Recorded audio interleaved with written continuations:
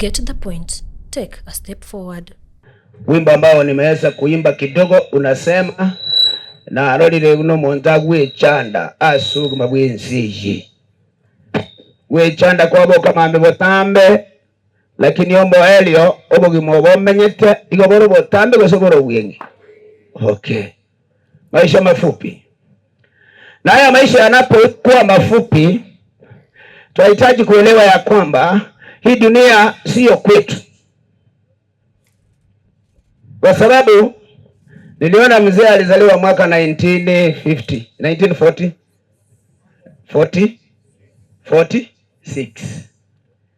Then akizaliwa 1946 kufikia sasa ako na miaka ngapi wasema? Miaka ngapi? 77. Naamini mzee alikuwa mtoto mchanga, akakuwa vizuri. Akaja akawa kijana mwenye alikuwa kijana barubaru, kaheshimika kila mahali, na hakika wa kitu ambacho kilinifurahisha, kaona ni vizuri, akamleta mama Bikeli ambaye ni mwanakwaya wangu katika kwaya yetu ya Nyang'ate. Hakika nimewafundisha kwa muda wa miaka 10 na kitu. Wakapata watoto. Walipopata watoto, ishara tosha kana kwamba harusi 3 ya mwanadamu, ya kwanza ikiwa ni kuzaliwa, ya pili inakuwa ni harusi, na ya 3 harusi ambayo wakati mwingine inatutia huzuni, lakini pia ni harusi nzuri kwa wale wote ambao watakufa wakiwa wametumainia nani? Bwana. Kwa sababu andiko lasema ni heri siku ya kufa kuliko siku ya kufanya namna gani? Ya kuzaliwa. Kwa sababu gani? Ukizaliwa wamama wanafanya bidii mtoto aliye kutangaza ya kwamba mtoto ameletwa katika dunia ya shida. Lakini unapokufa vile mzee amelala pale, umetulia.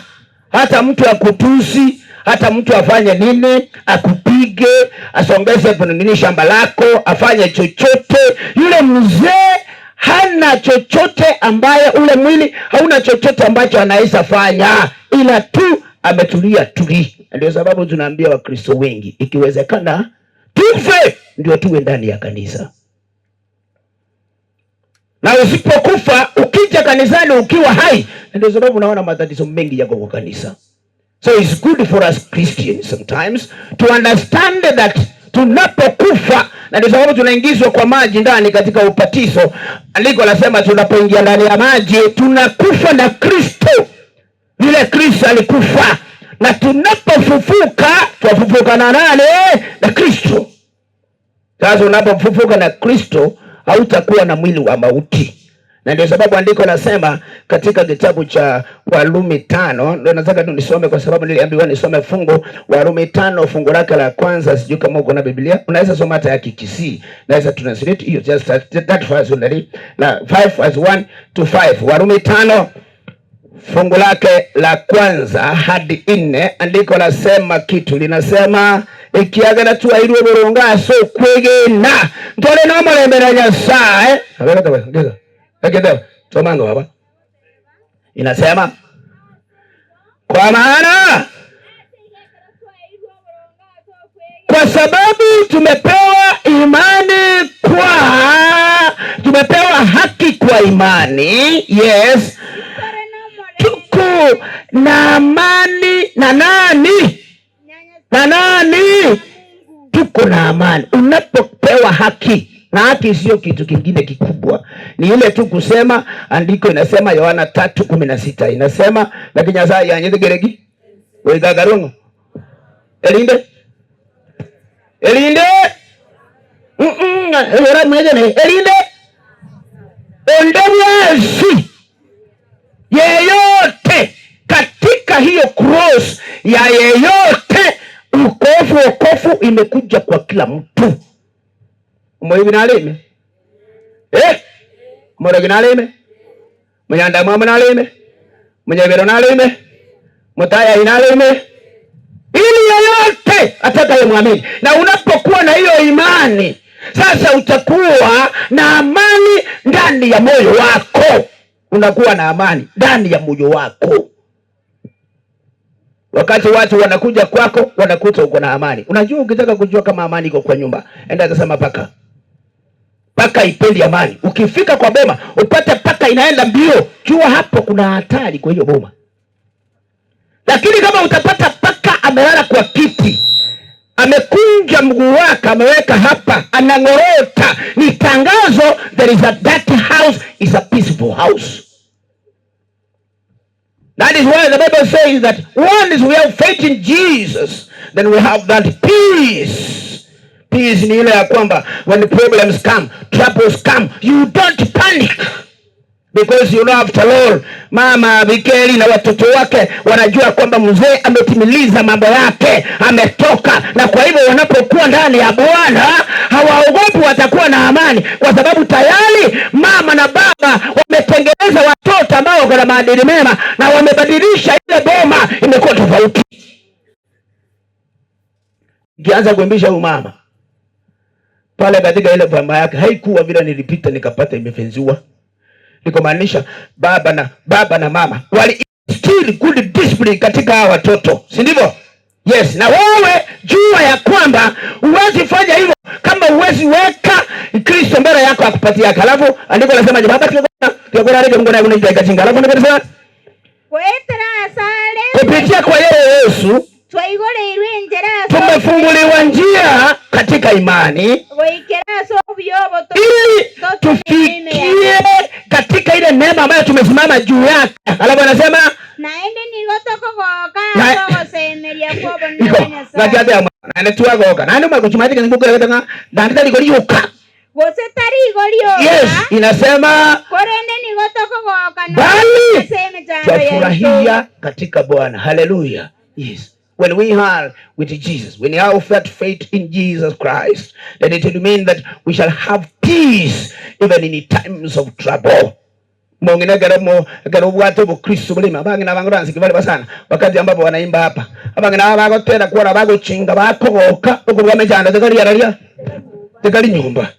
Lakini abandi mbaroko nyora unabona oyo mananze katika pasa na nyangwa tera iga nyomba ndokali umabaka amazi yetu isiyo yoshika kora pi omali pinjo omali bina matoka inanga bara kimwe mmoja. Lakini kwa manyora hao panjuga ngasia kwa panjuga wewe tunamu wako tazali means shining. Na ndio bara hata watu ambao wako hapa wengi walio ndani ya Kristo, wakati shida na majaribu zinakuja wanakuwa na amani ndani ya Bwana. Hivyo basi kumanyanga maambie mkie bali wanataka maambie kwa mleale kujimadi andara kibaba nkole garo sara yasema ekiagera tumanye tengene cyane cyekore mereria ay ngajade soma mbeke kusia banda bana baba ngajade imejana yale de imejana yale de imejana lele na sometimes trouble can become peace na lele blessings. Kwa sababu nakumbuka baba yangu alipoaga kutoka hii dunia tukapata wokovu. Kwa msimu wa jini. Hello? Ekiagara kanisa sare ngema hayo, watu walikwenda marua. Tuama ezegi ya ile kayuka. Ekarakwa tukaende dini. Iwapo wetu akala na kule ya kaleta gereje kwa hotel. Yes. Kaleta roho kwa yes, nataka kwenda na karoli. Yes. Mwana analakwa.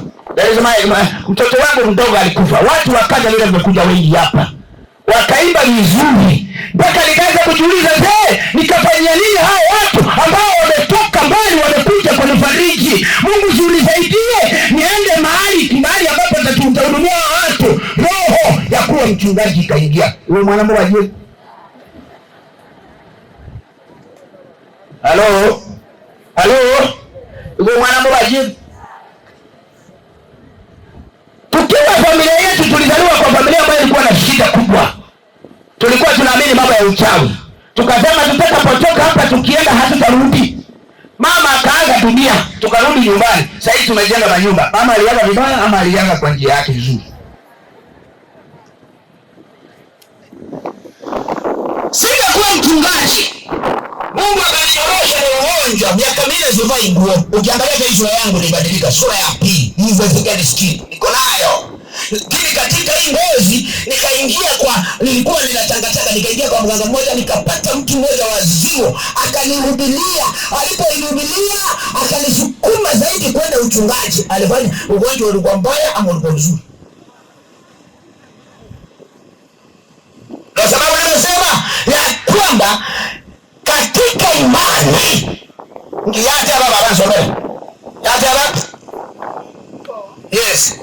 Na obale meri ni ngobokoleto ngikitwaja imechando yaleza gerege obale meri ne bwana to bale muwagi womo kusimaje na bwana muwame ayo watu wako semelia. Alafu andiko lasema logo semelia tigogo togo soku ekiwa toko mayawo waga kerembo anyora tembe ya Kristo na ndio tembe ya Kristo ekerejeza achili yakabire hapo toiro ngoro asetora abo kale na kale asaba kweli atare asizara tutinga baliga ekeretoro berena abo ntoshi logo saba kwa na nje bali tanto ko abirindi ko saba kwa ngakuri ni ukula kwa saba kwa imokio kwa kwa.